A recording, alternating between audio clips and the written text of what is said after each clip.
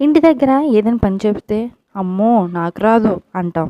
అదే హాస్టల్లోనో లేకపోతే రూమ్లోనో ఉండేటప్పుడు మన పని మనమే చేసుకోవాలి. ఈరోజు మార్నింగ్ టిఫిన్లో మాకైతే శనగలు పెసలు కలిపి నానబెట్టినవి అయితే పెట్టారు, మొలకలు వచ్చినవి.